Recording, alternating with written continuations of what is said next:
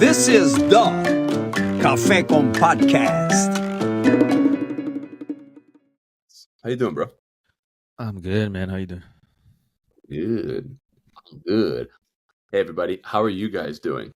Rhetorical question, because we can't hear you. We hope you're doing good, though, and we love you. Thank you for listening. I'm Isaac. And I'm George. And This is the Cafe con Podcast. that's so good. That's so good. Oh, man. This was amazing.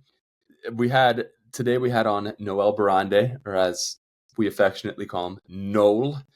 I still don't even know what he does for a living, but I know he works on an Air Force base. So he works on an Air Force base. We've known him since we were in middle school. He's such a good guy. I just love these episodes, man. I love talking to people that we grew up with. I don't know how else to describe it. We talk about everything from how he lives in Texas now, from Miami to Texas, what he's doing, his fears when he moved out there, how he overcame those fears. We talk about anime. It was just really nice. Like, even when we get into it was interesting because that hour mark, we get into like some really deep stuff and just practical stuff in life, how morning routines affect our day as we get older. You know, I don't know. I just feel really good right now. I just feel like, I don't know, just warm, the way that I used to feel when Noel and I used to get in trouble in choir class. You know, when my mom used to kick us out of class. How would you take from this, bro? felt good, man. It was good, like you said, talk to somebody that we have our experiences with as children. It's cool to see somebody that's like not here anymore in Florida and see, like, speaking on, like you said, like the culture shock of going somewhere like very different, not really knowing anybody there, but hearing like what he's doing sounds pretty cool too. So it's like an offer he couldn't refuse.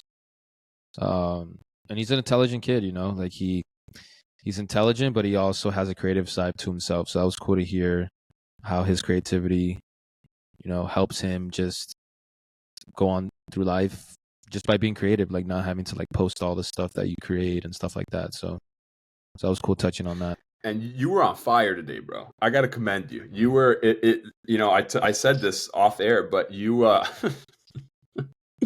you have been just it's been really nice to see how we have developed from early on to now. It's been really interesting to see how that's happened.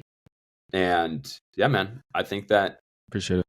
yeah, man, I don't know. I was, Yeah, it definitely came from a place of like not like just thinking, oh, how am I gonna get in where I can fit in, like, because, you know, I'm more of the quiet person. But it was more so just like, I think it will present itself once I start to see, like, and I've learned a lot from you, like, because you started early on asking some very cool questions.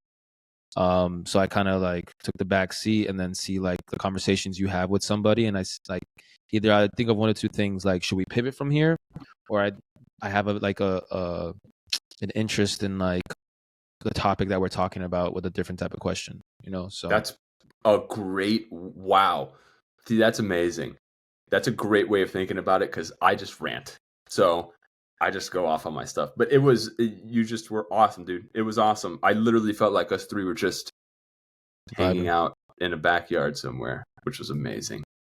It just made me feel, I needed it. It made my heart feel that's good. like a lot more like I can see outside. So and we talk about that. We talk about being outside and being in nature, especially me with my quirkiness. So touching ground. Everybody needs to do more of that, guys. Just go outside and be a human. Old people in the road. If you're old and George Michael's around you, do not walk in the street. Walk on a sidewalk. That's all I have to say. The street are for cars. The sidewalk is for to old. Walk. No, for just to walk. Just to walk. Just to walk. Enjoy the episode, you little cafecitos. I love you guys. Thank you for listening. As always, you know, if you have anything you think we should talk about, I don't know. Just, we love you guys. Just thank you for listening and the support. Always. This is a labor of love, and we appreciate it. The liquid gold, baby. Okay, everybody. This is a segment in which we review some coffee. The coffee that we are drinking during the episode. So, it's time for cafe review time. For me, today, I went to Old Faithful. I went to a Starbucks and I got a nice blonde roast with a little bit of oat milk, and I put in my creatine and my collagen. And honestly, bro, it was awesome. I loved my coffee. Today was I was feeling this morning, I was thinking, oh, this is going to be a tough episode because, I mean, I knew the conversation was going to be good, but I'm like, oh, my energy's not there. That coffee, perfect. I think that I honestly would give that like, just off of the way it made me feel, not taste, feel, I'm like at an 8.2 from the way it made me feel. Taste, I give it like a 7 because that's just what, Old Faithful. You know what you're going to get no matter what. No matter where you are, blonde roast, Starbucks, you know how it's going to be. But feeling, I'm like at an 8.2, bro. It made me feel great. That's mine. What about you? I'd say an 8. I'd say an 8. What did you drink? The Arabica? Yeah, the Arabico or Arabica, whatever it was, from Puerto Rico, from the hills of Puerto Rico. I think what helped a lot is I had water with lemon, so I would like drink some of it, then like wash it down, drink some of it, wash it down. So it didn't feel like, sometimes you're drinking coffee and like, yes, drinking coffee, like it's like you're doing something, but it's like something's yelling in your brain, like that's coffee. So the water helped flush down every time I took a swig. So I'd say an 8. I love it. I think it was great. Better. It's getting better. I agree. Straight black, no sugar, nothing. Oh, like a man putting hair on your chest. I love it. All right, that was the coffee review. Enjoy your coffee while you're listening to this. You got your coffee? Yes, sir. Cheers. Cheers. Cheers. Gentlemen. Oh, Noel's already getting glitchy. What a man. Am I also glitchy? What's happening with me? Am I the one that's glitchy? For a second there. Oh, no, all I see is it says Noel. It says Noel. It says heads up. Noel joined in portrait orientation. Not anymore though. He's sideways now. Back to I'm in landscape now. Okay, we're good then. Yeah, I think we should be good. Yeah, we'll figure it out. We'll fix it in post. It'll be fine. Fix it in post. All right. We'll figure it out. All right. So you're in San Marcos, outside of Austin. What are you doing there? Why are you? I thought you were in San Antonio. I was in San Antonio and then I moved. Okay, so here's the story. Like my brother, long story short, he got into like pharmacy school in like a bunch of different places, and like he was like, oh, so I got into pharmacy school in Austin, like so I'm gonna be living in Texas. So he moved from Florida to Texas, and I was like, dude, like I'm not gonna make you move in with some random. Like let's live together for a little bit while you figure your stuff out and make a little network for yourself, and then XYZ, you know what I mean? So how's Neil? Neil's popping off, bro. Like he's just, man, the kid he's never here, like in the apartment. And then when he is, he's always tired. He doesn't want to talk. He doesn't want to like, maybe we'll watch a episode of some anime or something like that, or like maybe play some tennis or something. But he's just, he's doing his thing. He's never. He's got to stop. He's got to stop slinging the wood around, bro. Tell him to take it easy. He should. Like, he can't stop. Like, dude, take it easy. Like, please help us. But he's doing so well, man. Like he's the type that's like he doesn't have a lot of friends, and I'm not making fun of him. He's just like that type. He doesn't like No, you're making fun of him. He's a terrible person. So like he's just so easy to not be friends with. He's just type A. He's just like type A. He really wants to be at the best at what he's doing. Oh, absolutely. And like you don't really see it because, like, I mean, by nature, we're big procrastinators as a family, just in general. So it's like, I see him, like, I see myself in him, the way that he, like, stresses about stuff. And I'm like, at the end of the day, dude, you're going to get it done. You always do, don't you? And he's just like, yes. I guess you're right. But it just feels really bad, so. Okay, so let's talk about why you're in Texas. Why are you in Texas, period? Dude, I'm in Texas because, like, the tech scene and the tech market in Miami and stuff was just, like, way too... like saturated, and I couldn't get a job like in Florida. Yeah, but are you still working and you still have like code 7 clearance, level 7 clearance for the US? Yeah, just in case there's like a kaiju coming from Japan and I have to fight it. Like Did you see Godzilla -1? We're bouncing way. Oh wow, this is gonna be crazy. Did you see Godzilla -1 talking about kaiju? No, actually, I need to pop up. Is it like that? Bro. Dude, I'm writing it down. I'll write it down. It was a good movie. Okay, but what do you do? Yeah, and I'll do it later. That's Noel. So Noel is, as more some of us know Mass. No, so let's the whole we go back. All of us go back a very long way. As you can see, this is how it's gonna be, bro. This is all we do. We just drink coffee, talk shit, and literally just go on bunny trails. Dude, I love this. We've known each other since we were like 12, 13. I don't know how old we were. Like, I knew you when you were like maybe 13, 14. That's when you joined choir. That's when I first met you. Yeah, 13. So we all went to the same school, and shout out DCS. Shout out to the new landowners of all of pretty much DCS. DCS is no longer. I don't even know. Bro, I don't know. I haven't been there in close to 10 years. If you pass by the Palmetto, they sold all the land past the little kid basketball courts. Ooh. So all the athletic fields. It's done. It's not even there anymore. Oh, it's not? It's like not there at all? Dude, they broke ground and put like gravel and stuff like maybe 6 months ago, and now I think they're like warehouses. Yo, either there's warehouses or they're starting to make the warehouses like Amazon warehouses, right? Yeah. Basically, like the ones behind that baseball field is just this, it mirrors it basically. Oh wow, dude! I had so many memories there. It's so crazy that it's like it doesn't exist anymore. That's wild, man. Oh yeah, after like the preschool playground, not even the one we used to go to by the pavilion. Like right after the preschool playground, it's all gone. Not the one next to the pavilion. Oh, the one right outside the gate? Right outside the gate. That's all that's like after that, that's it. Wow, bro. There's no pavilion, no playground. God. Do you remember when we used to just like run back there after school? Yeah, bro. And run away from Mr. Ramos? Oh yeah. Dude, it's not. I'm not skateboarding. I'm not skateboarding at all. What are you talking about? No. Oh. Well, and he would sprint. Dude, he was fast. It was crazy, bro. Man's is athletic, bro. I just remember hanging out in the hallways after school, and like you're supposed to be in aftercare, but you didn't want to go, and then you would just hear something, and you'd look out to see if he was there, and then you just dip like 5-0, 5-0, 5-0. You just dip. That was really, man, crazy times. That's wild how life changes, bro. Okay, so we know each other since back then, but you're in the tech sphere. I still don't know what you do. I know that you work in some way, shape, or form for El Gobierno, but I don't know what you do. El Gobierno, the government, in some way, shape, or form. Dude, I lived in Miami like all my life, and I still don't know Spanish. I need to work on that, honestly. But you used to get called Puerto Rican all the time. People used to think you're Puerto Rican. I got by like, smiling and nodding, man. Like, I don't know much else, bro. I'm trying. What are the words you know? Hit us with some Spanish words. Alfombra.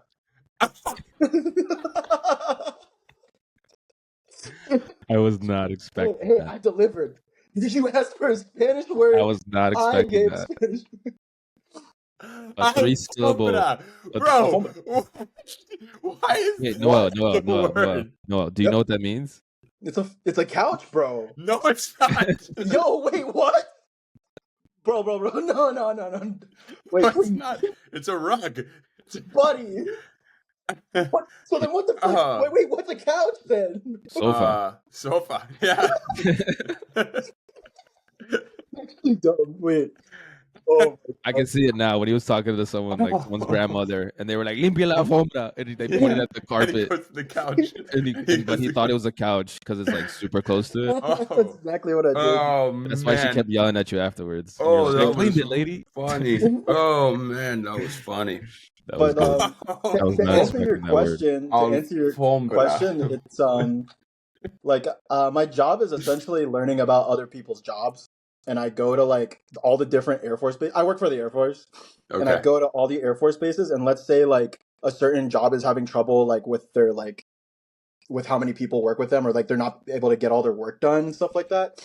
We learn about like how long it takes them to do certain tasks, etc. We really like get down and like analyze like their work. And so you're getting like data. You're collecting like data in order to improve systems. So you're like a quality control for sort of system improvement. That's a pretty good write-up. I'd say that's pretty close. I do a lot of like I explain charts to people and I talk to them about their job. What's the title for that? What's your title? It's a management analyst. Okay. But I do a lot of different, like, I mean, analyst is such a blanket term. It's just for so many different things. So it's like, yeah. But management analyst. How did you get into that, Yeah, bro? what you Because studied? I don't even know what you studied. I studied so I started with health services admin, which is like kind of like health. It's health admin. It's like running a hospital. Exactly. It's like the suit side of hospitals, and lots of people hate them. But I'm like, dude. I mean, whatever. They gave me a job, you know. So yes, I did that, and then I hated it, and then I pivoted, and then I studied data analytics, which is a really good. And then that's when I got a call from the Air Force, and they're like, "Hey, do you want to come to Texas and like do HR?" And I was like, "No, I hate HR. I would never do that." So they were like, "Oh, like, you know, can we keep your resume on file? It's really good." And I'm like, "Yeah, sure, whatever." So like, whatever. 3 months passes. I was working at Lacoste at this time. I was working at Lacoste doing retail because I quit my HR job and because I really it sucked. I remember that you were at HR at the hospital. Oh yeah, it was rough. Yeah. But hey, it's behind me now. They called me back and they're like, "Do you want to do data analytics, the thing that you studied your master's for?" And I was like, "Yeah, absolutely. Like, yeah, I'd be down. Do I have to go to Texas though?" And they're like, "Yeah, you have to come to Texas." So Damn. I moved, and I think it was scary because I had to, like, obviously I don't know anybody, and I've been a commuter to school. I've never left the nest. So yeah, I jumped, and I don't know. All my fears kind of dissipated within like the first week or so. Like everyone was cool. It was dope. The job wasn't insanely hard. It was challenging enough to like learn and like get after it. And then, dude, here I am, like literally like 5 years later, which is crazy. But yeah, man. And that's in the nutshell. What's up? You were talking about. I had a question. You were talking about pivoting and your fears dissipating and all that type of stuff. So you went to FIU, right? Is that where you went to school? I did. Go Panthers, man. Yeah, the few, the proud, aka Mr. 305, baby. They're changing the name. The Pitbull Stadium. Pitbull Stadium. That's Let's crazy. go. And did you see he's saying that the Miami Dolphins are bringing it home this year. They're bringing home a Super Bowl. Pitbull. I didn't hear about all that. Yeah, Pitbull said, Pitbull said that the Dolphins are bringing home a Super Bowl this year, baby. And undefeated season, I'm calling it undefeated George season. Michael said that we're going to go undefeated this year. Oh, all right. I didn't watch the game. Bro, you talked about your fears dissipating. What fears did you have when you moved? Dude, I was scared I wasn't gonna fit in. I was scared that like, yo, I'm brown, like I'm not white, and like, you know, it seems like it's kind of like a like not super diverse like state, etc. And I was kind of scared of that. I was scared that my humor would be different. Like I was like, oh, it dawned on me that I was like, all my life I've been hanging out with like Latin people, like you know, the Hispanic type, but like this is South Florida Hispanic. It's not like Mexican. That's true. And I got that culture shock when I got there because I was being like, I would like say things like, you know, dale or bro or like, you know what I mean? Say it like that. And they'd be like, what's this guy talking? What's this guy on? You know what I mean? So like, I definitely had to like adjust there. And like, I'm lucky because like my mentor, who was really, really smart, he's actually like, he taught me about like, you know, like Mexican culture and like, there's so many subsects of Mexicans too. Like you have like your Cali Mexicans, and then you have your Tejanos who are like in Texas and stuff like that. That was a big thing. I was scared that I would suck at the job, which I mean I did for a little bit, but I got better and I kept learning. So, it took me a long time to scale up and learn and meet friends. That's one of the biggest things too. Really, dude, it was in the middle of COVID. I showed up at the end of 2019, bro. Like oh my goodness. I got there, sat at my desk for a few weeks, and then like it happened. And I was like, okay, I guess I'll just stay at home forever. So, but yeah, basically that's what I was afraid of, man.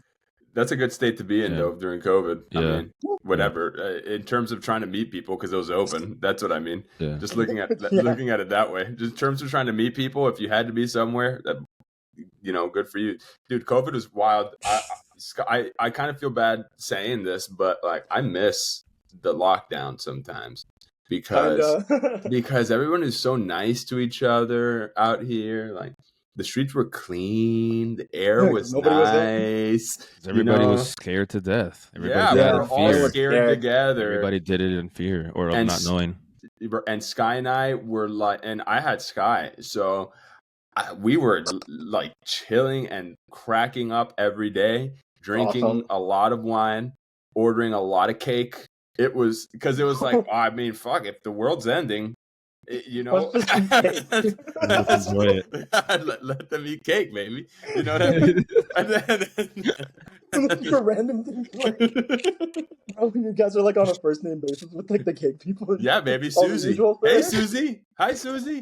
So, like, yeah, dude, it was crazy. All right, so then you said you overcame those fears pretty quickly within the first 5 weeks or whatever. You said, why? How? Talk a little bit about that. Okay, so here's a good one. Like, so I mentioned my mentor, right? Like, Yeah. and like, Who is okay, this mentor? so Who is this his name mentor? is Carlos. His name is Carlos, and I'll get to like, it's his personality, also his appearance. Just him, like collectively, is just it's hilarious and chaotic, but also like very very intelligent. So like, oh whatever. It's my first day at like this Air Force base that I work at in San Antonio. It's called Randolph Air Force Base.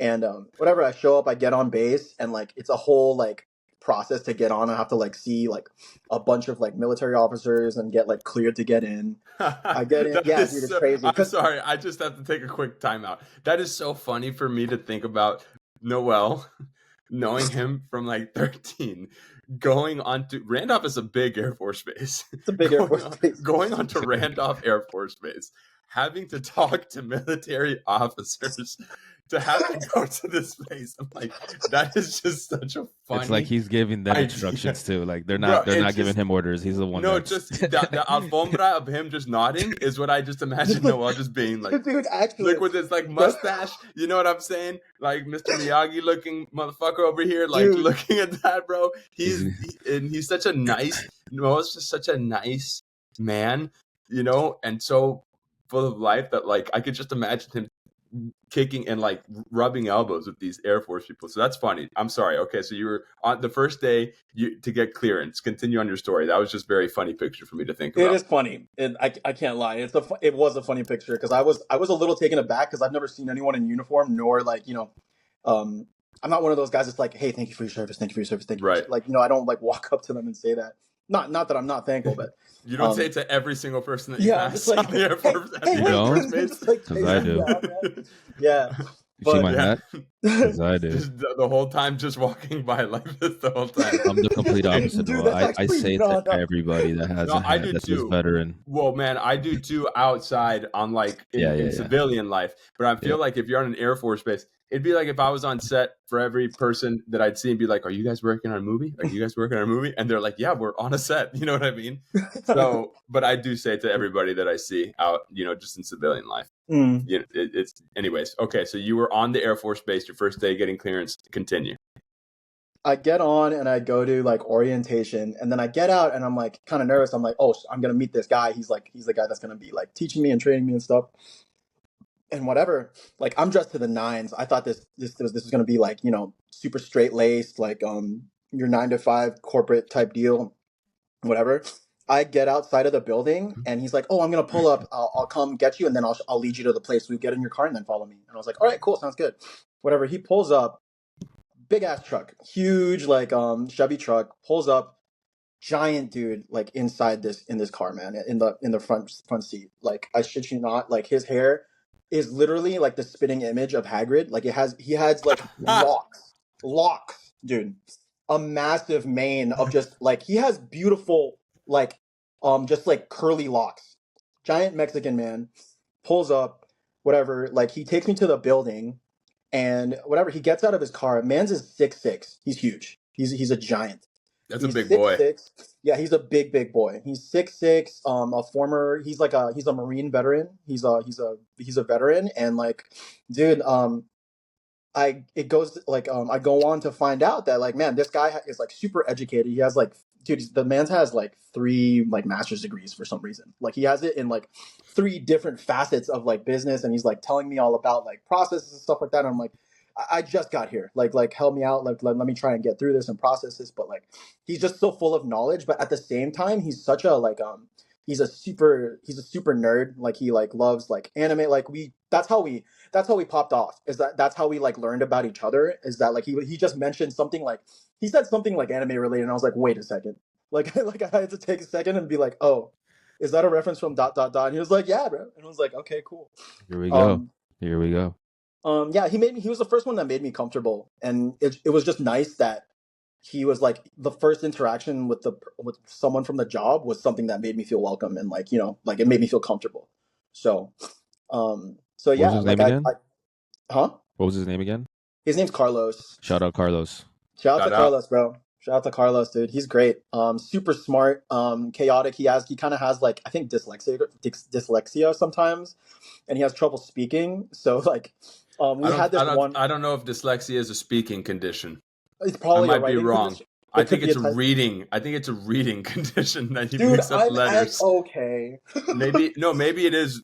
Maybe it is speaking. I'm gonna get canceled, dude. No, you're not.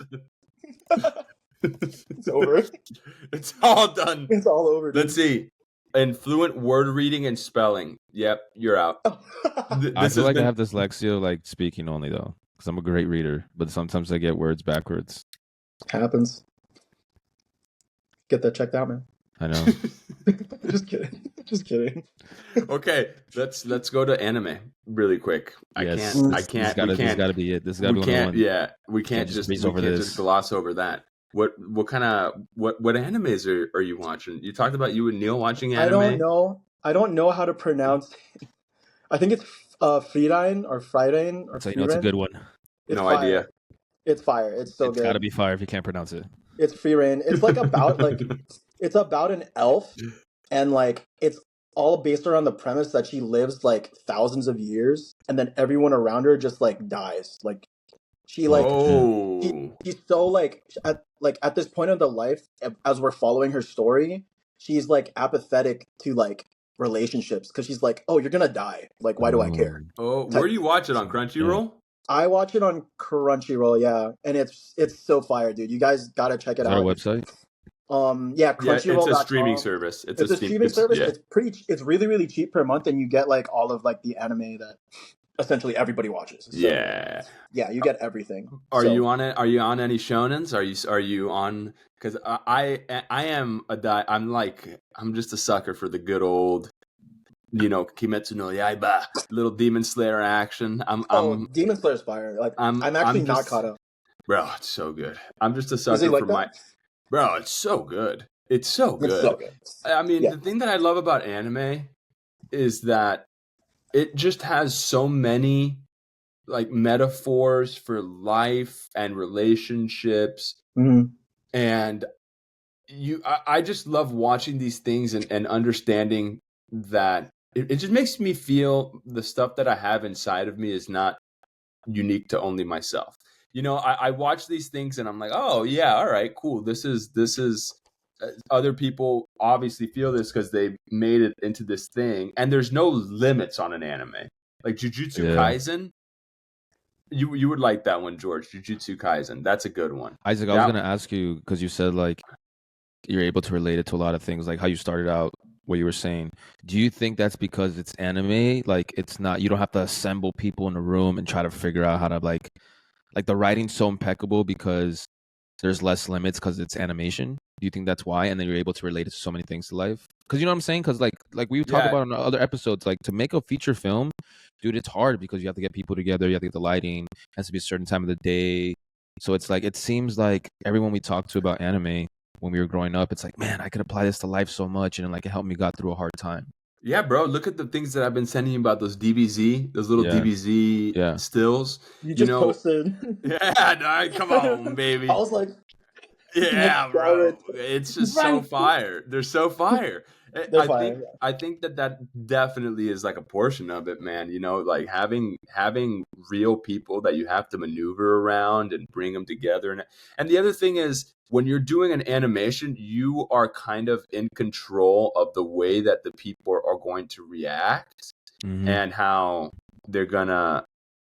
But that's the beautiful thing about animation. That's the beautiful thing about making whatever, like live action, anything, because you don't know. I forget who I was talking to this about, but you don't know how somebody else is going to make something.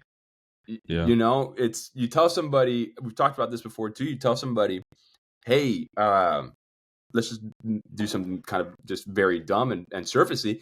if you tell us three, go and try and woo that girl, right? Or like try to get her number. Go and try to get her number. We're all gonna do it different, you know. Oh, whose dog is that? Is that your dog, George? Yeah, We finally hear her. It's been George, a while. every single episode, he's like, "Can you guys hear my dog?" And I was like, "No, that's But you know what I'm saying? So I think that in anime and animation, like we saw Inside Out 2. Have you seen Inside Out 2? Have you guys seen it, dude. I watched it in theaters literally 2 days ago. That's crazy. Did you cry? Of course. Okay, good. I was gonna call you soulless. You soulless maniac if you didn't. I wept, No. bro. Did I cry? No. No. What am I? What am I? Yeah. Yeah. What do you think this is, bro? No. No one lets me cry cried- my own tears. Yeah. Nobody makes me bleed my own blood. And it's Inside Out 2 is unbelievable. I thought that they did such a good. Did you see it, George? No, I haven't seen it. I've seen the first one though.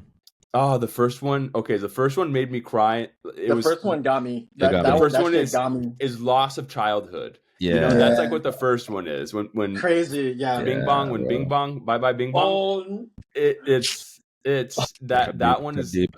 that's what I mean about animation. You know, what are you doing, bro? Sorry, I'm wiping down my It looks like you. I'm like, dog, dude. I'm sorry. What is that? Bro, there's like dust on my Well, door. get it together, Noel. Yeah, I'm get it sorry, together. Put it together. But What is first time that? on What is podcast. that? What is that? Alfombra? What was that? Dude, my alfombra, bro. I'm actually cleaning the alfombra right now. Like, actually. That looked like a mechanical alfombra you just picked up to swipe. What Oh was that? my god, a mechanical, Like a Lego version. Oh my Well, god, it looked like a device. No, this is my keyboard. It's my Oh keyboard. yeah, his mechanical alfombra. Oh my Yeah. god. Bro. Oh my god. I was gonna pivot. Noel, do you play any PC games or no? I play a ton. Yeah. Yeah. Yeah. I play mostly League of Legends. Classic. I play a lot of I've been playing Fallout 76 lately. What? Did you watch the show? Oh, the show, like I think I haven't finished it, but I it's wanna so watch it. fire. I It's want to watch so it. It is. so good. It looks good. Dude, I've only played the you- game maybe once, but I want to watch the show. That's Fallout. what sparked. That's what made me come Yeah. back. Fallout That's what made me come 4? back. Was that what it's based on? No, 3. It looks like they did a good job with it, Bro, so good. commercial wise. And I Yeah. love Fallout 3, the game. I loved the game. Dude, I Fallout loved is so it. good. It's so Oh, good. Before we pivot though, Oh, I yeah. want to ask Noel, since we were talking about anime, like today's anime. What are your OG animes that you like watched growing up? Oh, Gundam Wing.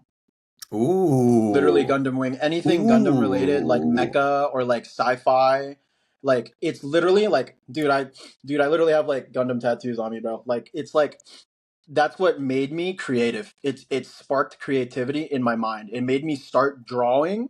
And then from drawing, I started like watching more shows, listening to more music, and then I started playing guitar. Like, dude, like it just opened creativity in my life. And like, dude, I owe it to that anime 100%. Like, there's nothing more. Maybe a little bit of DBZ, but like it's all like Gundam for me.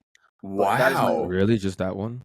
Literally, I mean, you literally watched others, right? You watched others, but that was like the one for you. that was the one that like sparked it. It was like, oh, this is cool as fuck. Like, And it's you know what a I mean? beautiful, Like, it's a beautiful, like poetic show. It's very poetic. Where can we find that? Hulu. also on Crunchyroll? Crunchyroll, you could Yeah. find out. You could literally, they have whole series on YouTube for Gundam. Yep. Gundam is a bit of like I wouldn't call it a slippery slope. You have to kind of like just watch the best ones, I guess. Like if you're Just watch the OG. The OG is watch is the OG ones, Yeah. and like at that point, because like, dude, this stuff was made in the 80s. You know what I mean? So like, a lot of concepts are a little outdated. A lot of like stuff is like, obviously the animation is gonna be pretty old school, but like, But it it's- feels it's cool a- watching stuff like that. the combat is It's like sick. listening Like, to vinyl. You're correct. Mm. That's a Mm, good exactly. way. That's a good way Yeah. of connecting it. It's Mhm. but it's old school 80s, but it's like hand drawn, so it's beautiful to It's watch. sick. It's so cool. beautiful. It's like Bebop is old. Bebop was in 80s, but Bebop is also beautiful to watch. Studio You know, like Ghibli. that studio. I mean, that's a whole. We're Studio getting Ghibli. That's that- beautiful. Yeah, but Oh, that's like yeah, man. They create universes and stuff like with just pencils and pens. Like, dude, that's he- crazy. And I Spirited Away. I saw Spirited Away for the first time maybe last year. Oh my god, bro! That Me movie. too. Am I pronouncing that correctly? Oh. Studio Ghibli. No idea. Dude, Sounds. I thought it was Ghibli, but Ghibli. I don't know. Yeah. I'm no expert, honestly. Ghibli. I don't know, bro. Sounds right to me. When you have the Ghibli. GH, it's like Ghibli. in Pokemon. There's a Pokemon called Ghastly, and he's GHASTLY. So I think Ghast. I think a GH is a G. Yeah. So I don't know. I think that's a really good way to justify. Yeah, that's how I think about it. Studio Ghibli. That's how I think So about where'd it. you study English? Oh, like Pokemon. I just Bro, Pokemon is my OG, dude. I'm I surprised love- you didn't say that. I don't know why I didn't say that, but like that one sparked like just capitalism, dude. I'd buy everything. Just, Yeah, dude. bro. That's it. Bro. I just give my mom the googly eyes when I pass by the card stores and stuff.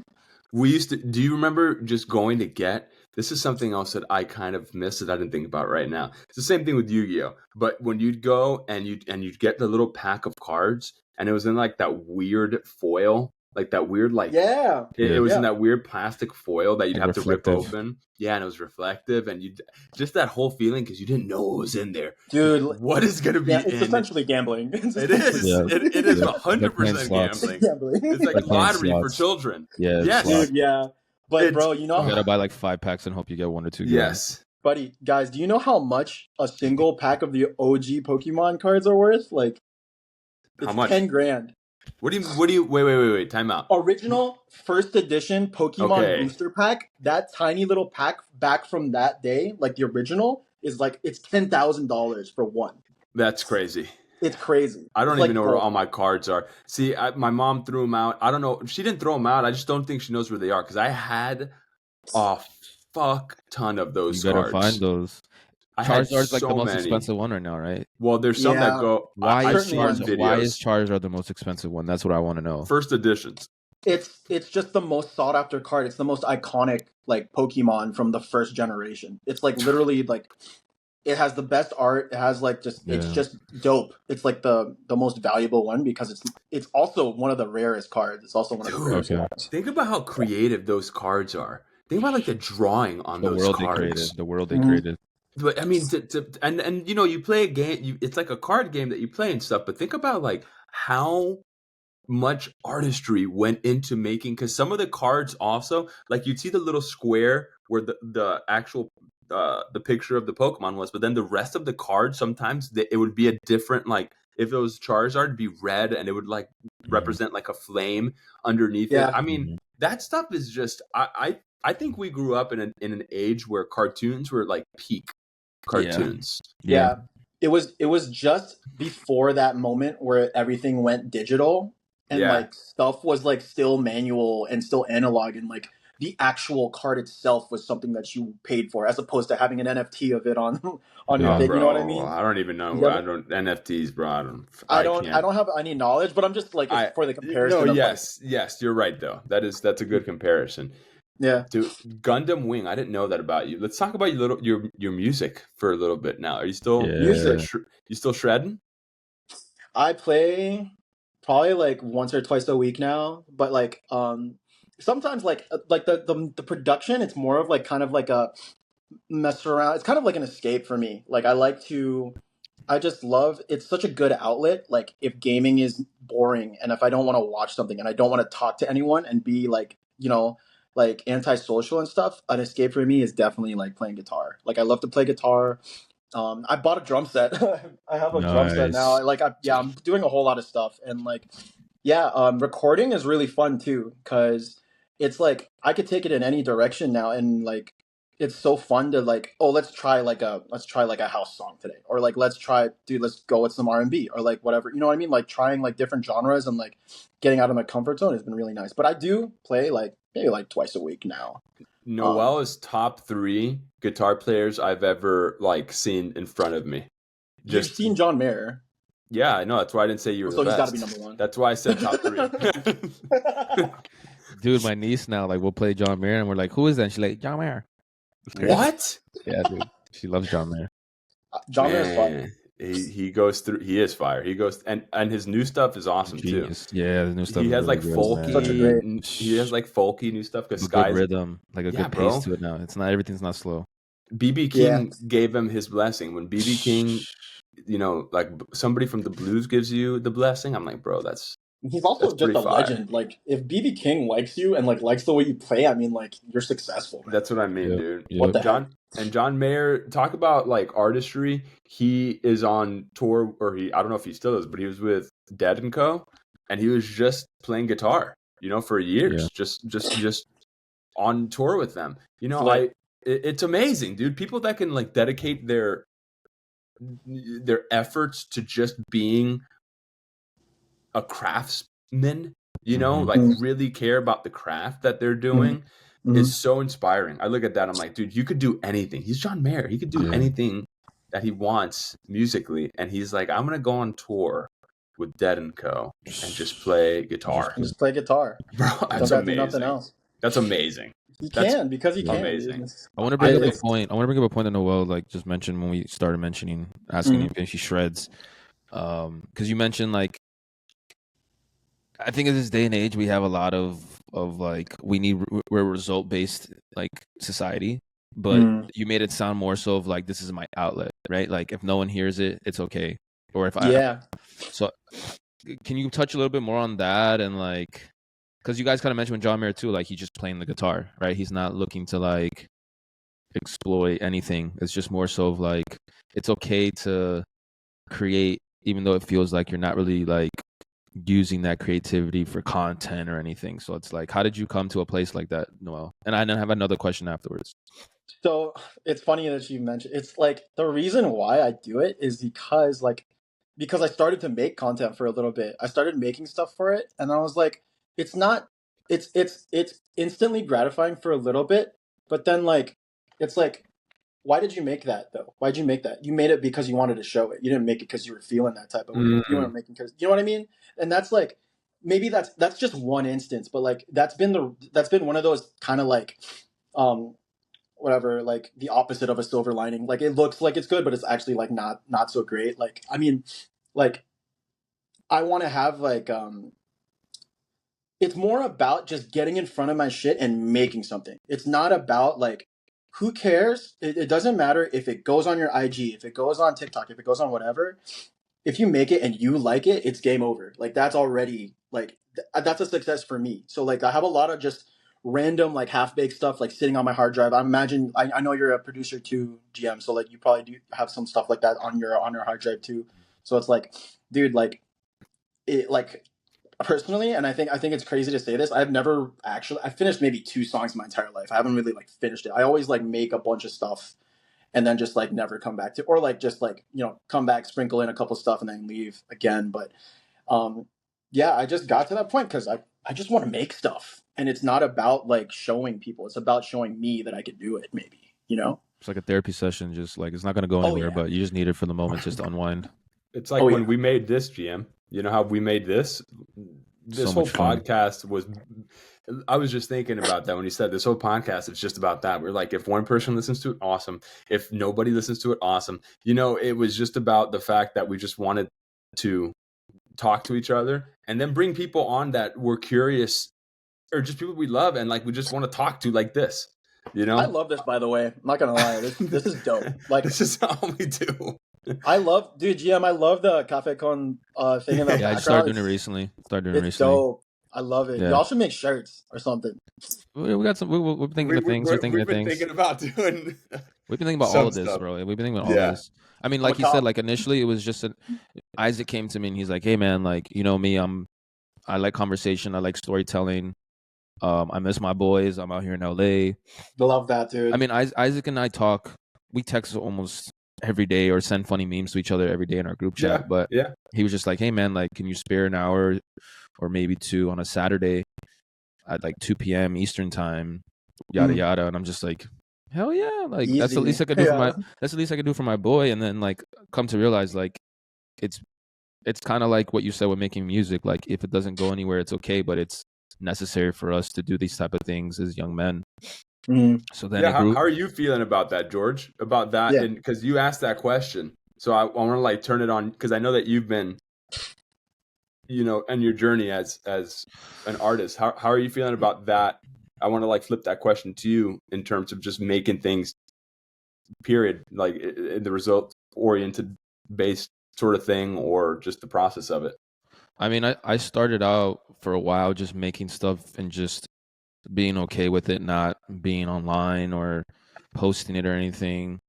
And then like the last 3 or 4 years, I've been searching for a sound and then kind of going down a rabbit hole of like, I need to make stuff so I can post it. And now I'm getting back to making stuff, and it's okay if it never sees daylight.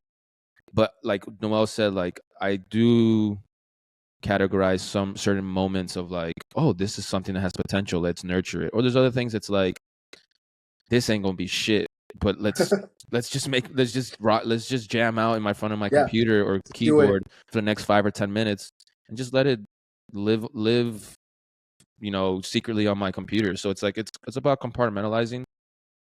To answer your question, it's kind of like on the last episode what I said, where like I made a track and the DJ's playing it, in Ibiza, but the last episode you said news or Australia. Yeah. Ibiza is the new one, or Ibiza, however you say that. Yeah. George Michael's had his music played in Australia and Ibiza/Ibiza, bro. In Germany now. Dope is that? In Germany. Germany. And Germany. Wild. That's freaking wild, dude. Yeah.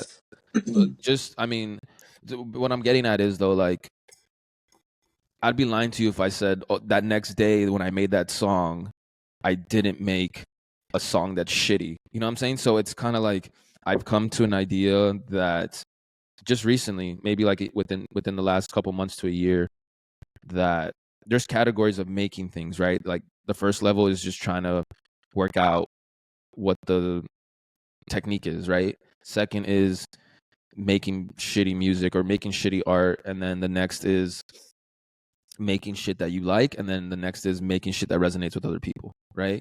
So I was looking at different like levels or floors on a house. Like you reach level 1, level 2, level 3, level 4, level 5. But then I flipped it like sideways to realize that it's not levels that are better than each other. Monetarily, in capitalism wise, yes, there's levels, right? But if you just put it to like life and using it as like an outlet, you kind of have to turn it sideways, and it's just they're neighbors to each other, right? And it's just which door are you gonna knock on and tap into? And sometimes you have to go to those doors that are just like, it's not a good song, but you just had to vomit that out to get out the other stuff, That's so the next thing, man. Yeah, so it's like that same month I made that song, you'd be damn sure I made 10 other songs, and within those 10 songs, 6 of them or 7 of them are just not gonna see the daylight, and you have to come to grips that it's like, that's okay, and you weren't wasting your time. Like you kind of had to do all that to get to these other things, and it doesn't have any less value than those other things as well, so it's just like you said, it's like being playful with it, having the mindset of a child, like play like mindset, and some things might come out of it that are amazing and some might not. Like there's certain things that I know that are not going to make it far, but I'll play it back for my cousin and I in the car, and we're just chilling, like maybe if it's something that's a little more psychedelic, or just like I'll play it on my DJ decks just for us to jam out by the pool. So it's like there's a moment for everything, like you don't feel like every time you got to step in front of like a discipline that it has to be a home run. Just get on base. Just get on base. Bro, I literally said that yesterday.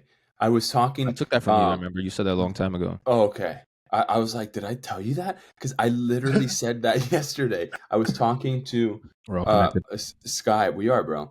Especially when we all take shroomies. So, shroomies. Yeah.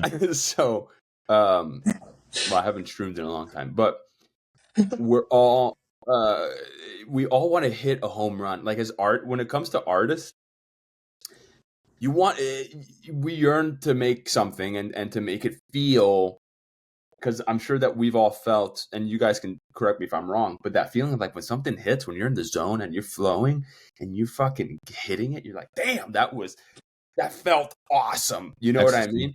Yeah. And that feeling of like it's palpable. You can feel it on your fingertips. You can, and when you feel that, you want it again, and you want to try and hit that again. But sometimes, I think it was McConaughey that was saying, we all want to hit home runs, but you just got to get on base.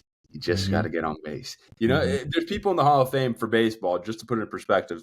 That hit 300. Yeah. I hit 300, which is 3 out of 10.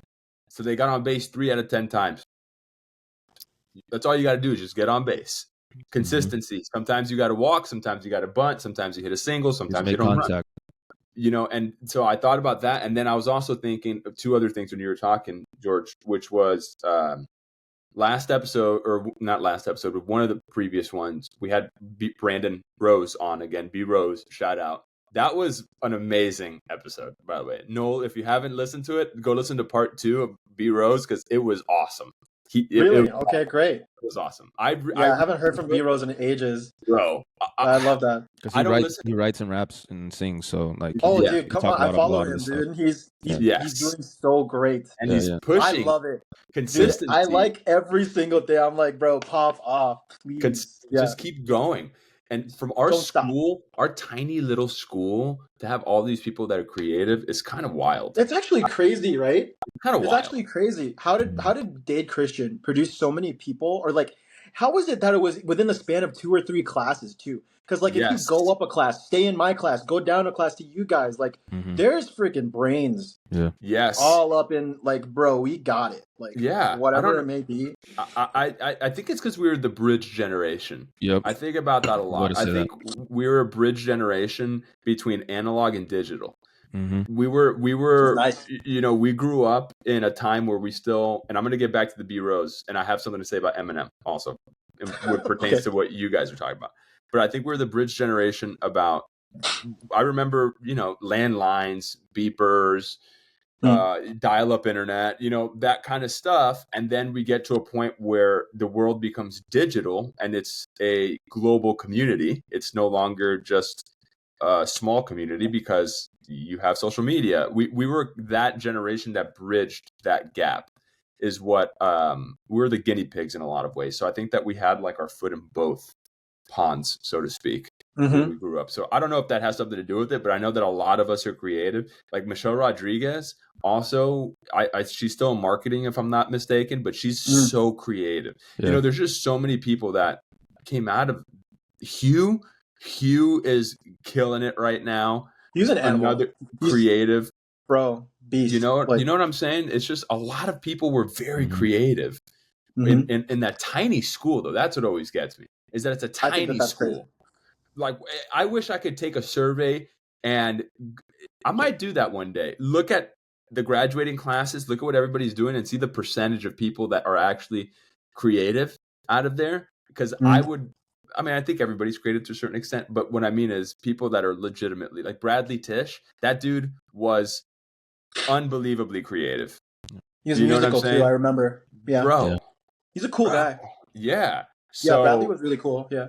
That percentage would be interesting. What I was going to say about Rose was he was riding in the car with his uncle from Atlanta to Jacksonville, and he was playing him the KTLO album, and his uncle, when you were talking about you and your cousin George riding in the car, his uncle was like, "Damn, you guys made this?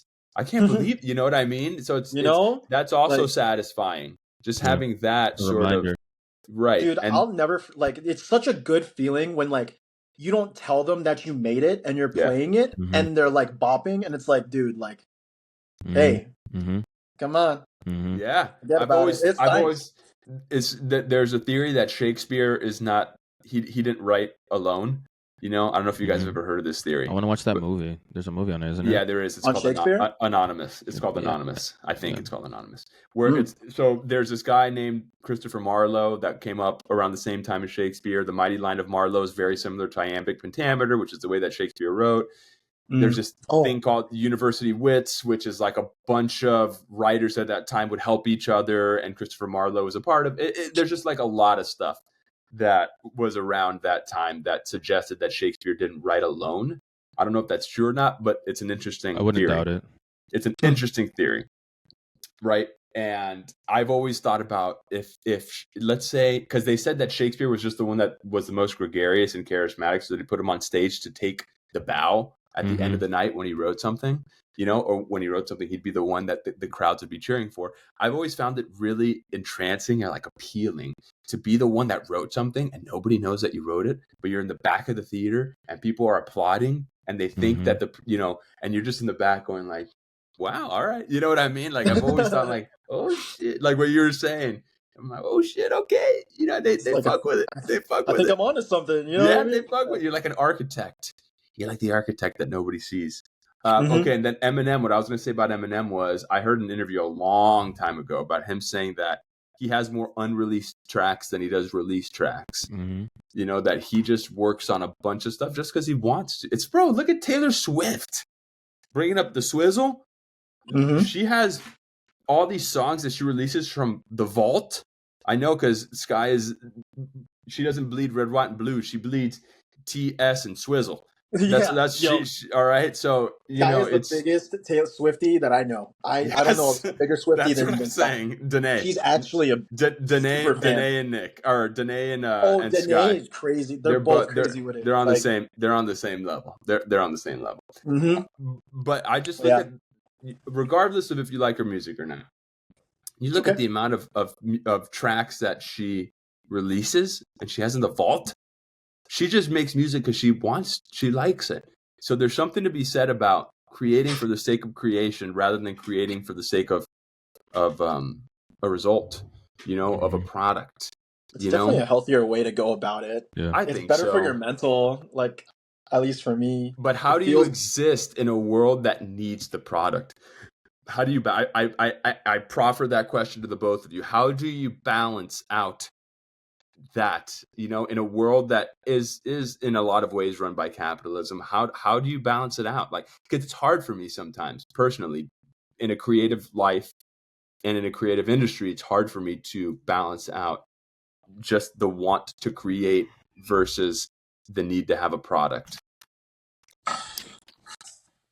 So, like, making stuff is like, at least for me, it's something that is fleeting. It's so quick. It'll come and it'll go and it's gone for like a month or 2 months or 3 months, and then it's like, you know what I mean? It's a very elusive feeling for me, which is why, like, What do you dude, mean, like the feeling of being creative, the the feeling of like feeling of having that?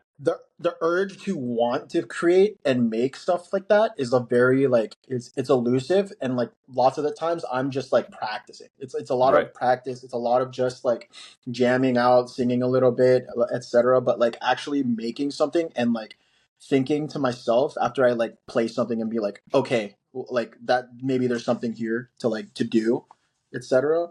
Like, I think just the scarcity of the feeling is what motivates me. Like when it comes, it comes. Like we were talking about John Mayer. It's actually funny. Like John Mayer has like this class that he did at Juilliard where like he like lectures like a whole Juilliard class over the course of like 2 or 3 weeks, and he talks about songwriting. And he's like, oh, I there was one day that I was shopping, and this is how I wrote Daughters. I was shopping in whatever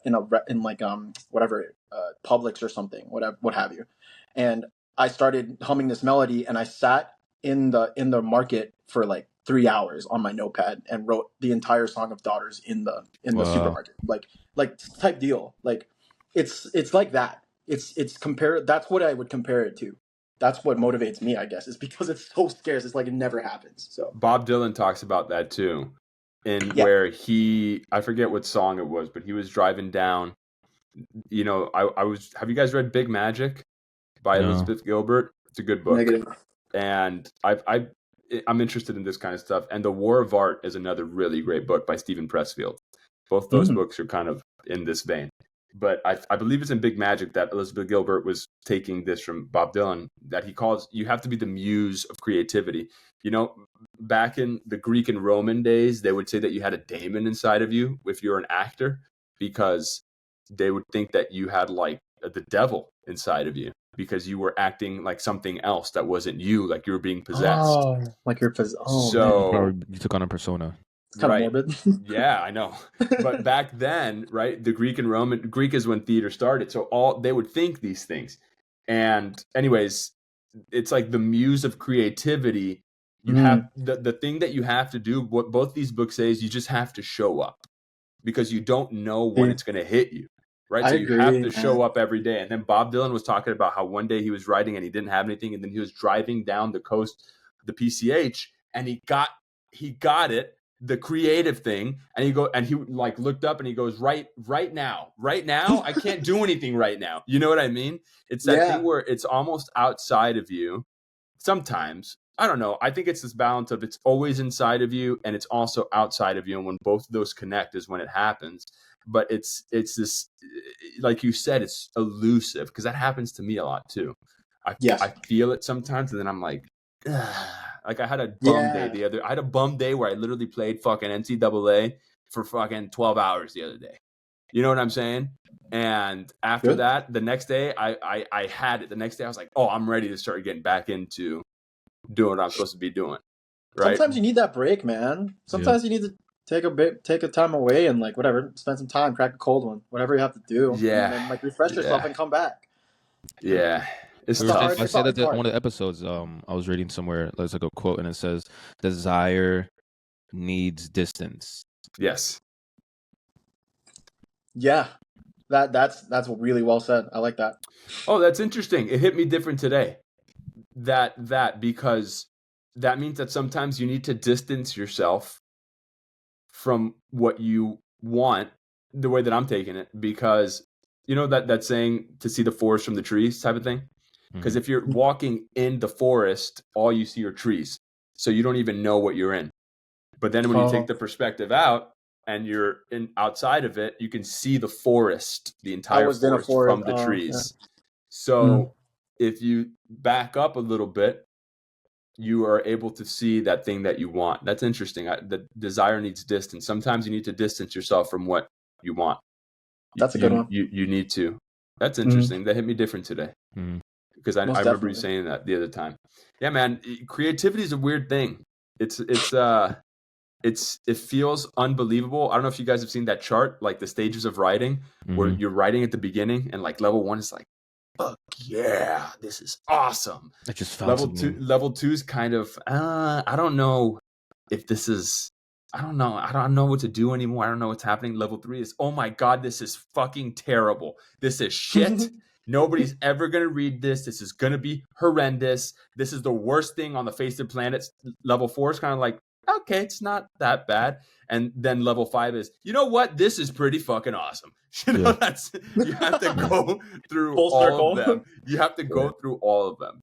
That's what I was saying earlier. Like it's like floors on a house, but then I was able to recalibrate my mind and to just don't think like I said, in a capitalistic world, that level 5 is the highest level, right? But if you just flip it like this, it's like you're gonna go through all those. Like don't think if you made like a good song or a good idea that like it's gonna be like that every time. You know, like all those are coexist with each other. They're all needed. I feel like satisfaction comes from just making it. You gotta find the satisfaction in that. You gotta find the satisfaction in that. Adjust your mind to like get satisfaction from just like getting in front of your stuff and actually like Isaac said, like, yo, showing up, man. Yeah, that's hard. I think showing up is hard. That's the 1% is showing up and then coming to like the grips of like you walk away from your keyboard, your guitar, your computer, and you're like, I'm never gonna post this online, but I did something. That's the 1%. Because sometimes people are hard to, like you have a hard day. Some people are like, man, that's such a cheesy quote. I hate that quote. Like, what was my 1% today? Like, yeah. And sometimes it's just as easy as just showing up or just creating something, and it's not gonna do anything. It's not gonna. For the people in the back, that's 100%. I have a question. GM, what kind of genres do you usually like play with? Like, what do you usually sit in? Right now, which I never thought I would use the words right now, because the reason why I say that is because I was making a lot of hip hop for a while. I mean, I'm a hip hop head at heart. Right now I'm making a lot of house and like electronic music. Yeah. I mean, I used to make all types of genres while I was making hip hop. I would still make a lot of house and electronic music. But now I've just been focusing a lot on that. Like that's kind of been my thing right now, and DJing a lot of that now. And I never really said this like out loud to like on this type of platform. Like I've said it with friends on one-on-one conversations recently, but and like I said, I'm a hip hop house. Like I appreciate all the people I looked up to. She heard me talk about music, so I guess Alexa wanted to talk. But But basically what I'm saying is like I just stopped listening to hip hop, dude. Like nothing against. Really? Yeah, dude. That's crazy. I stopped, out of all people, I'm like the last person I thought would stop listening to hip hop. This has happened twice in my life. It happened when I was like 17. I was a person amongst friends on the football team or the soccer team that I would find all the exclusive Wayne songs on LimeWire or YouTube, like scouring the internet. And then one day I remember I told Jordan I was like, because he used to ask me, he's like, yo, you got any more Wayne songs or like Gucci Mane songs that are like unreleased? And I'm like, dude, I scrapped all my hip hop music. And he's like, what, dude, you had so much music. What happened? I'm like, dude, I just got tired of listening to hip hop. And then maybe it's not just hip hop, it's just listening to one genre for so long. Like I said, I listened to other genres, but that was like my main go-to. So kind of just slingshot into like the last 2 or 3 years. I stopped listening to hip hop almost 3 years ago, just because it's just, I'm not getting ready for a soccer game. I don't need to get that hyped up. I don't really care to listen to like derogatory music anymore. Like it's just a different life, the sphere, 31, the dude. psyche. I'm 31, dude. Man. I'm 31. Maybe I'll come back to it. But like for instance, this whole rap beef, like I would have been balls deep in this 5 years ago. But I only listened. I'm kid you not. I've only listened to 1.5 of like the 6 songs they threw at each other on the whole disc battle. And I didn't even. Which I listened to They're Not Like Us. That's like pretty much the only song. Yeah, because it's everywhere. Yeah. But like, dude, I'm over here in like Florida, like driving in the car, listening to 102.7 The Beach. Like, wow, 80s and oldies. I don't even know what that is. Like, it's not only is it oldies, but it's the actual radio. Like, who does that? Yeah. It's either that or if I have like long drives, it's podcasts, because it's just like. I commute too, and like music gets old. Yeah, music gets old after a little bit. Like, and you have to like, dude. Maybe I'm weird, but sometimes I like just drive. Like sometimes me too. It feels good. In silence. It feels good. Like Sky will get in the car and we'll be driving for 15 minutes and I'm just in silence in my mind. And she goes, I love this song. You know, she'll say something like that. I'm like, oh, I completely forgot to put on this song. I forgot to put on the music. Because I just sometimes just get in the whip and just start driving and just think. I don't know. It feels good. I feel like I enjoy. That's why one of the reasons why I love driving is that like driving in silence is. I feel like it's kind of therapeutic because you're kind of like in a flow state of just like you're driving and then you're just like you're reflecting, man. That's at least what I do on like whatever, anything that may have happened, recent events in your life, etc. It's a good time to just think. And you're forcing yourself to just shut off all the input that we take in. Dude, there's a lot of stimulus, man. Bro, that's the thing about desire. You have to distance yourself from something to desire it, because if not, like if you're doing something too long, like it's just overkill. Like, and this day and age, bro, is just so crazy how much like information we take in, bro. Like we don't even notice it until like it's too much, man. One day you don't want to listen to hip hop anymore. You know what I'm saying? Like, I never thought I would say that, bro. I was like, I don't know a bigger hip hop head than me, like at least amongst our friends. Like, I was a LimeWire king, dude. Like this is, and I'm thankful for that, because I think that was the starting stages of me wanting to, even before I started DJing, like discovering music. That's a part of DJing, right? The art of DJing that no one really sees. The art of creating sounds. Like you have to listen to other things to figure out like what kind of sounds you want to emulate. So. Yeah, dude, I'm listening to just, I'll be honest too, I'm not listening to as much music as I once was as well. Like I'm just either making music or just chilling. Like I stopped like a year and a half ago, almost 2 years ago, listening to music in the gym. That's crazy. That's impressive. And that's like what? Go ahead. You just like thought you were just like you would just work out with no music at all. Did you hear the Joe Rogan, David Goggins interview? Because they talk about that. No. Dude, it was just one day. It was just one day. Like, it wasn't even one day. It was maybe just like over a span of time, maybe a couple months. When I would go to the gym, I'm like, I think even before that, I think what really struck a chord with me subconsciously, but then it came to my forefront of my conscious, was when they made the AirPods and they made noise cancellation. And I'll tell you why. It's because I used to go running a lot, and I love listening to I have a playlist just for my running speed, and I have it on Apple Music. Like a lot of my friends listen to it that like are good runners, and I used to think from time to time, I'm like, and I'll rewind it again to this, and I'll slingshot it back. It really irks me. Like I have a ick that, and I don't like the word ick, but I have an ick that when I see people, when I see like elderly people walking on the street in a community. And the reason why I say that is like there's a freaking sidewalk. Like you can get hit by a car and die. So it's like that connects me with like the idea of like when AirPods came out, and it was hear me out. What? What? Okay, hold on. Go ahead. Connect it. So this thought really came back to my mind when they started making noise cancellation headphones. Like you're canceling out the world. Okay, I see where the connection is. I get it. I understand where the connection is now. That went from me running a lot, Okay. and then once I started going to the gym a lot and stopped running as much, and I just see everybody on their headphones. Yeah. And then I started realizing I was like, man, Yeah. I lift really well when I have like hard hip hop playing or whatever I'm playing. Why can't I do that without any music? Or maybe it's not meant to be done. So let me just work out the way I'm supposed to with no external Stimulus. Yeah, dude. And I'm just like, and I became more attentive when like I would take off. I did it little by little. I started taking off the noise cancellation so I could hear music, but I could hear what's happening around me. That's really methodical, Jim. And then, I mean, I wasn't trying to. It was just more of just like listening to like what I needed in my life at that time, you know. And then you started helping the old people from the street to the sidewalk instead of honking. Can you hear me? You started honking. That was the first, and then you started getting out of the car and Watch out! I've always been like I've always been an observant person. I've always been an observant person. So like I think with that observation, my innate goal has always been like be more aware of what's happening in the moment, you know? Yeah. Like, and we do a lot of things that remove ourselves from being where our feet are.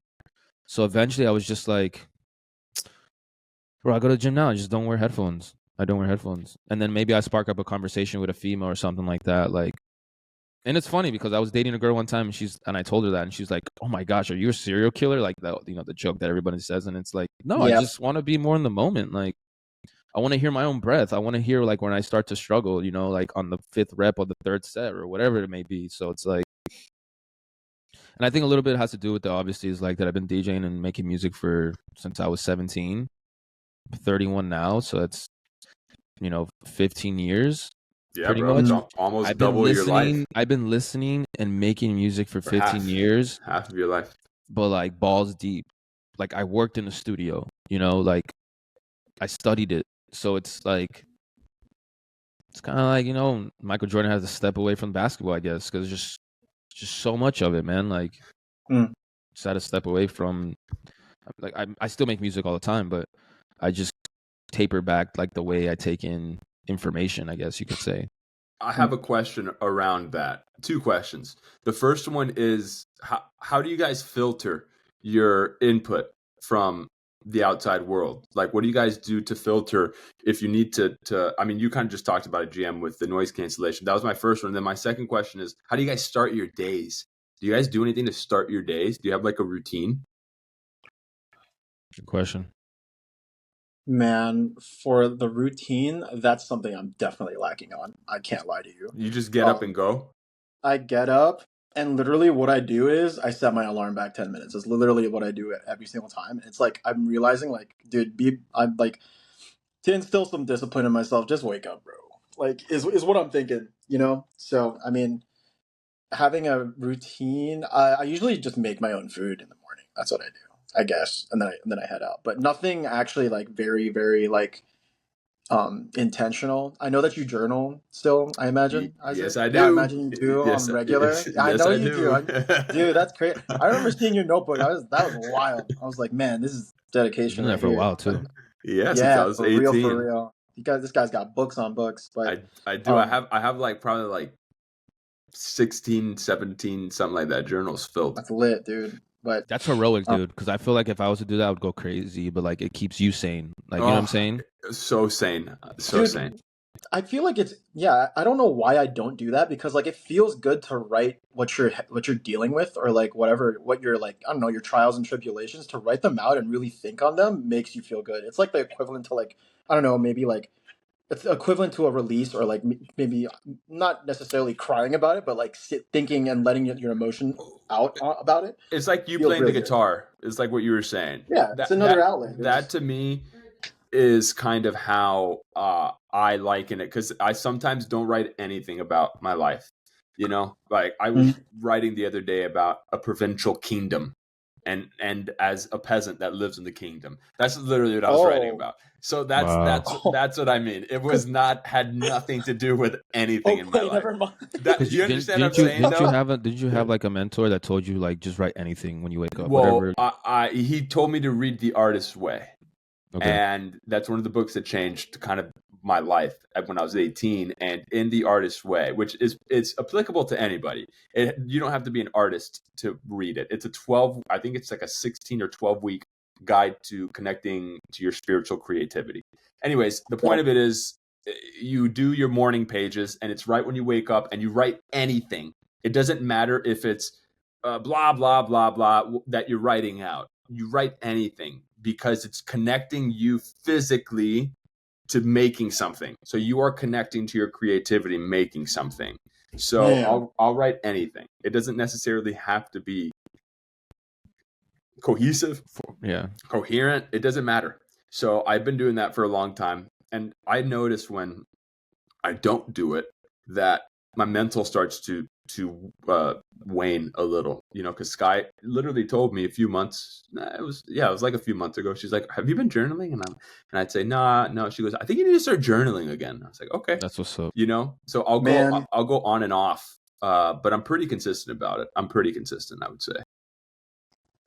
I like that she makes you want to do it. Like, I like that she pushes you to do it. Well, it's probably annoying her, so that's probably I probably wasn't the most the nicest person that I could be during those time frames. Not that I'm ever not nice, but you know what I mean? It's one of those things that I could have been. She notices when, for instance, something else that I do recently that I've been doing, you've been seeing GM. We have like a group called Aristotle.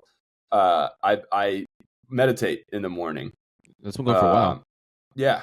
So I'll do Headspace, you know, and I haven't done it. I've been pretty consistent about that as well. But I also pray in the morning. Actually, what I've been doing for the past 3 months, and I still want to get to you, GM, and what you do. I don't know how this came to me, but right when I wake up, I literally do the sign of the cross. I say the Our Father prayer, and I say 5 things that I'm grateful for in my head. Even if it's the same thing every single time, even if it's like my bed, my dog, my wife, food, and water, it doesn't matter. I just say 5 things that I'm grateful for the second that I wake up. That's the first thing that I do. Just because it sets my day on a good note, you know, it just mentally, I had to go get coffee because we don't have coffee. So I had to drive to Starbucks today to go get coffee. And man, people were wild out there. I was driving. I'm like, bro, why is it feels like everybody's going crazy right now. The way they were driving, and everybody's just like, you know, and it was like 9 a.m. I'm like, what is going on? It's Saturday. Yeah, on a Saturday. Why is everybody not? It's Saturday, people. You know, it's like everybody was fucking going crazy. And I realized that I hadn't taken the time to meditate or write yet. You know, I hadn't done all my things, which allows me to react differently to that kind of energy coming. And living in a place like Los Angeles, that it is pretty wild. I need to do those things to stay steady. You know, I think that since I don't have my family and friends like you guys out here, I have to do that in order to maintain that sense of self. Because when I'm back in Miami, I have those people around me. I need a different type of release because I can't be around. Like, for instance, when we go back, I love my parents to death, but I can only stay there max like a week or a week and a half. That's a long time for me. I have a wife, bro. I'm married. I don't want to. You know, and they're the best. They give us our time. We have our own space, everything. Same thing with Sky's mom. She's the best. Like, she allows us our space and everything. But it's one of those things where I'm like, dude, I need a release from this. You know, so it's a different type of release, even though that allows me to connect back with sense of self. So I just think that the morning for myself, and recently what's been really important too is night, how I finish my day. So I'm trying not to go to sleep too late. I've been getting back. I read pretty consistently, but I've been reading a little, not as much as I want to, if I'm being honest. Yeah. But getting back into reading, trying to get a little sense of regularity. I don't, like, for instance, I try not to eat past 7. If I'm smoking a little beta, I try not to smoke herb, past 9. What do you want, Mom? Hi. You just passed my computer. Hi. Hey. Hi. Noel said hi, and so did George Michael. Oh, hi. You want to? No, you don't. You don't want to. You don't want to put your head in because you're not fully dressed. All right, fair. Who are you talking to? Oh, all right. Hi. Tell her to say hi. So, but the nighttime has become important to me too. I realized because I went to sleep at 1 yesterday, and I woke up today and I was like, the older I get, the more I'm like, dude, I get why my dad would go to sleep at 9. I understand. And because maybe I just want to lay in bed. And for instance, I laid in bed and I watched anime the other day and I got into bed early. I was like, this is nice. Awesome.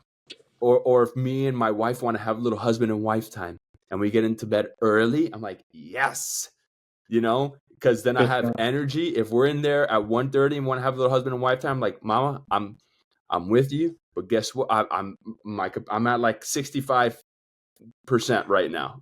I'm not at 100. Just letting you know. You know what I'm saying? It's just different going to bed early and then waking up and having that routine has just been helpful for me. I don't know, dude. Sometimes I just feel like days can be overwhelming and I don't do everything that I want to do, and then I get in my head about it, and if that starts to compound, it becomes a snowball, and it just starts to roll in the wrong direction. And that's like the bum days are helpful. You're right about that. I needed that day to just kind of sit in the bottom of the barrel for a second and have fun playing a video game. I splurged and I bought myself a PS5. I haven't bought a system. Nice. Bro, I haven't bought a system since 2011. Right? When did PS4 come out? Like 2011? Something like that? Yeah. Whenever PS4 came out, I got it probably the first year that it came out, whenever that was. They did a great job with that console side. Dog. And it lasted forever. This one is amazing, and I splurged and I was like, you know what? I'm just going to buy myself a system, whatever. And I did it, and I watched The Dark Knight. That's the first Blu-ray I put in that bad boy. Of course. Come on now. Always. You gotta break it in right away. My man knows the entire script. Come on, baby. It's crazy. Yeah. That's the best. So anyways, those days were necessary for me just to kind of brain out a little bit. But of course, then I'm thinking, damn, I'm a day behind. Everybody else is working, and you start to get into that kind of stuff. But I just recognize and realize what you were talking about earlier, GM, that 1%. And I've been thinking a lot about this as well lately. One of Kobe's interviews, I think it was with Patrick Bet-David, one of his last interviews, God rest his soul, he was saying how he never took a day off.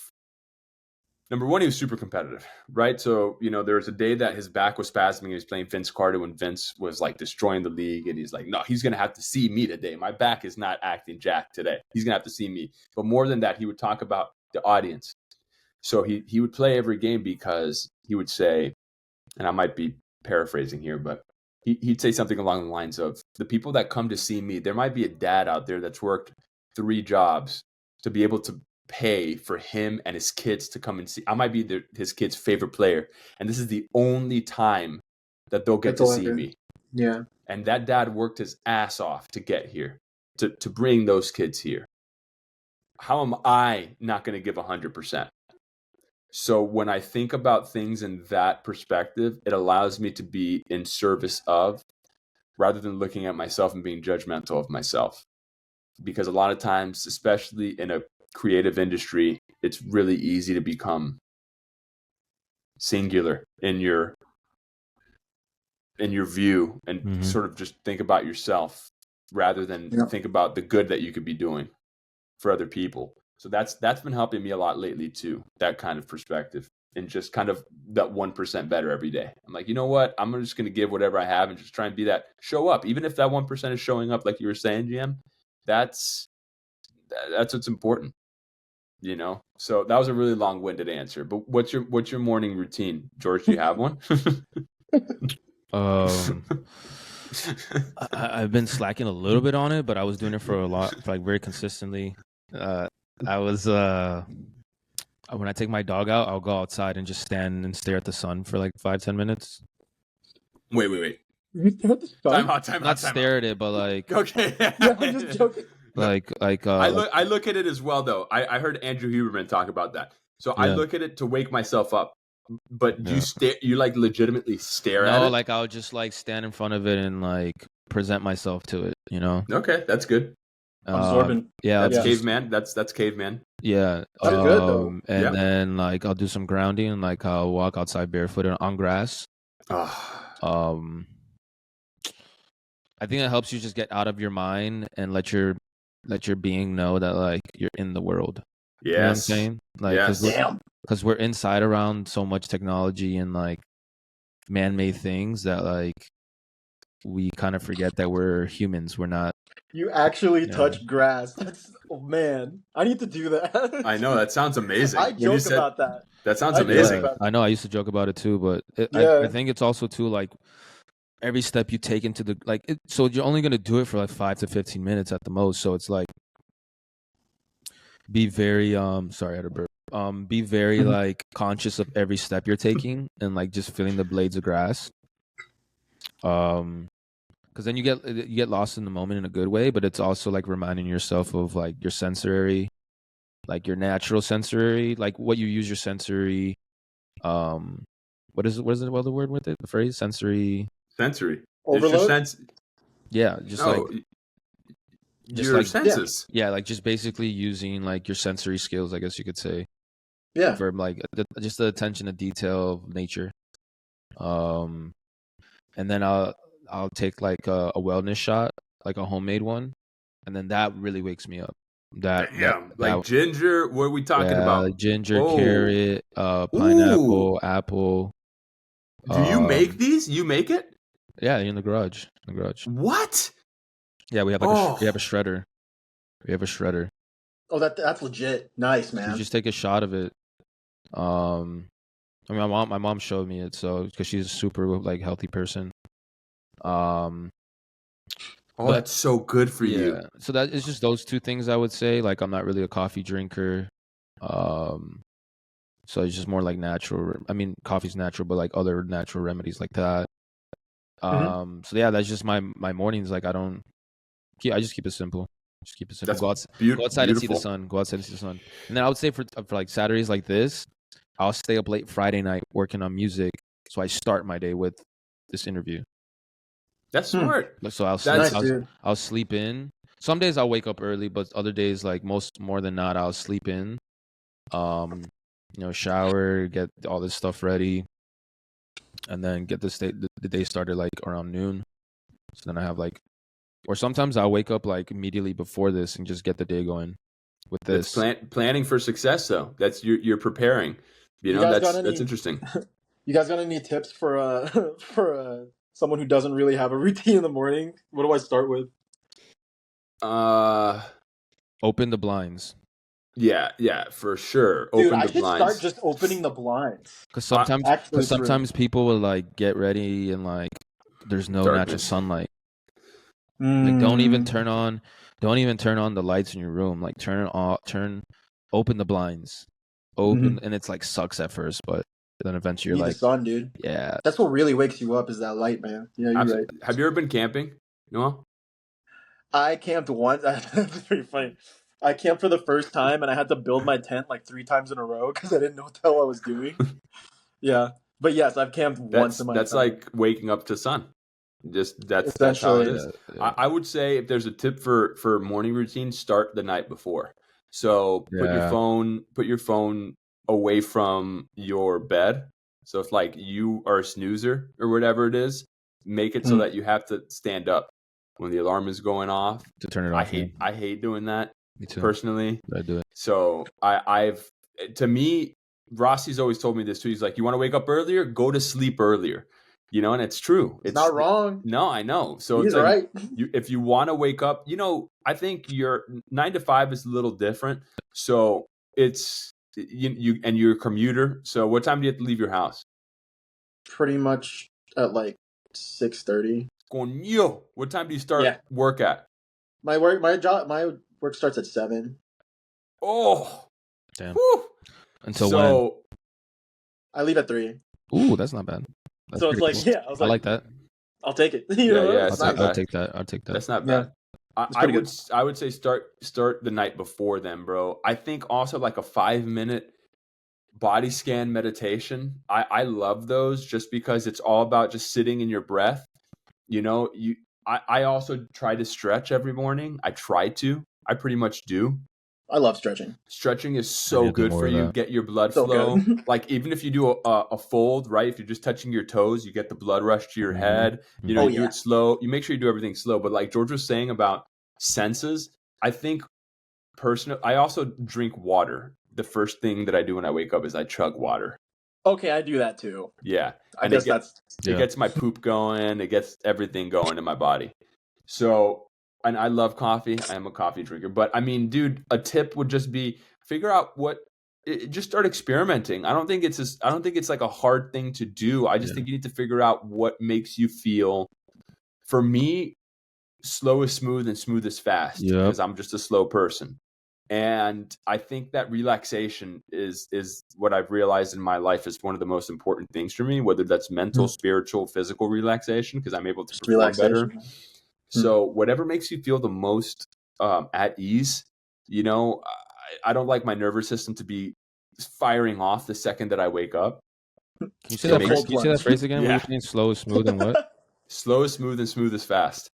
Basically, what that makes me think of is because I was talking to someone, just talking about like vices and addictions and like things that are like holding us back and how to like conquer those things is like be practical about it, right? Like, because he says slow is smooth and smooth is slow. So it's like smooth is fast. Smooth is fast. So I eventually wanted to start taking cold showers. But you can't just one day wake up and be like, I'm going to take cold showers and I'm going to be a health guru. Like, no, like it starts with you start with your regular shower. Then the last 2 minutes, make it a little cold. And then within like 4 to 5 days, like I always tried like 80% of the time I shower, I end it with a cold shower. I love cold showers. And I used to hate cold showers my whole life because coming back from soccer, it's like you ran a lot. Like you want to get a hot shower and go to bed.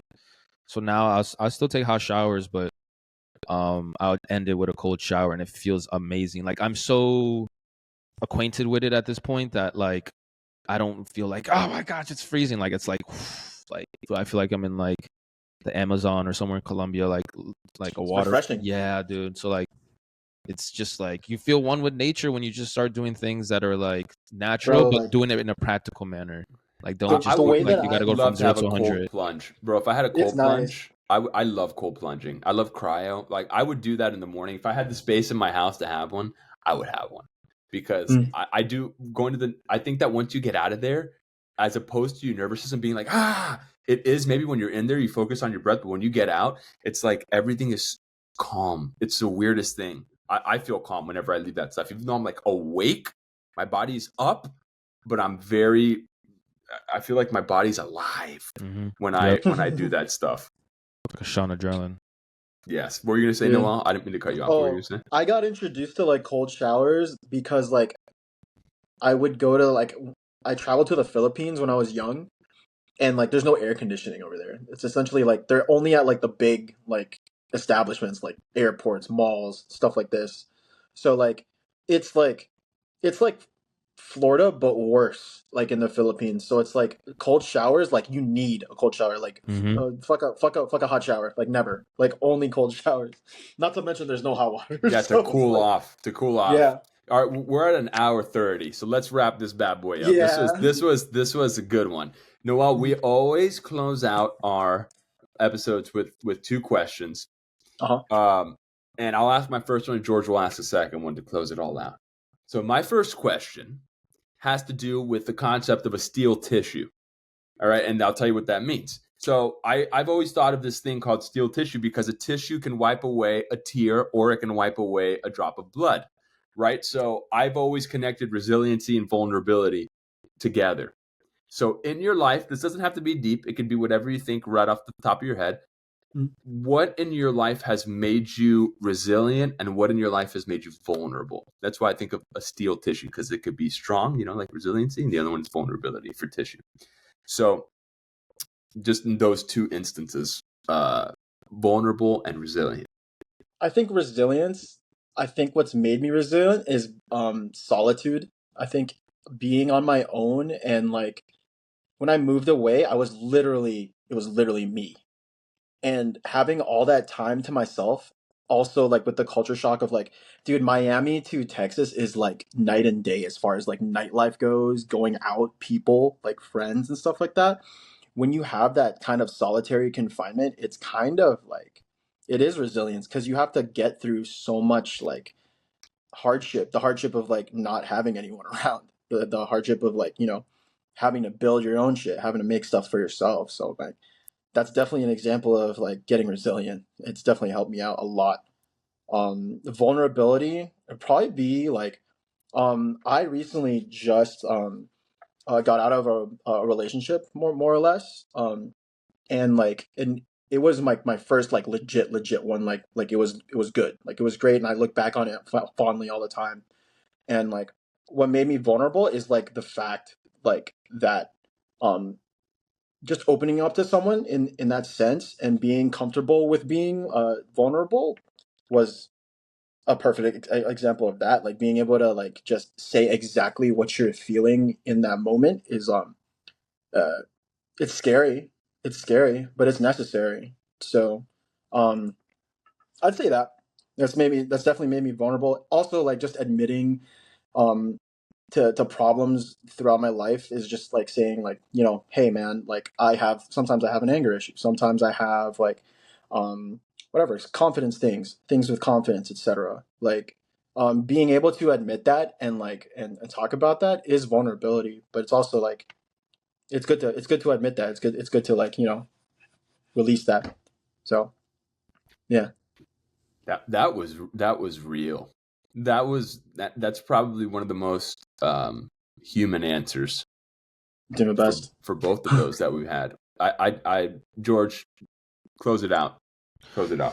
So I have a question. It's not a question. It's more fill in the blank. So it's like what Isaac said, is whatever you're feeling in the moment, or like where you are in life, or just it can be deep or surface level. So it's my name is blank and I am blank.